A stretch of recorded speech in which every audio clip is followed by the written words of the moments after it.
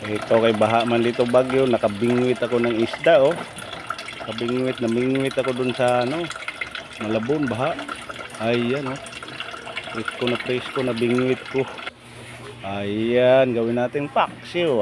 Kompleto ng lamas. Nandiyan ang ricado lahat, sibuyas, bombay, paminta, bawang, siling green, tapos may mantika, tuyo, suka, magic, sarap. Yan ang paksiw na parang adobo. Isdang paksiw adobo yan.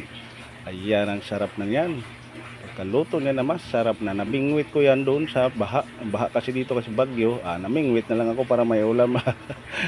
Joke lang mga kaibigan. Kaya yan na po, naluto na. Magkain na tayo sa tanghali. Nakasarap-sarap man yung adobong isda na paksiw.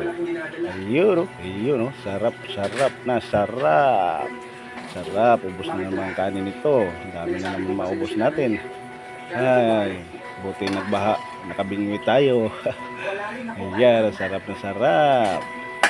May nakuha tayong isda sa baha. Wow. Pero joke lang yan ha. Hindi yan sa baha.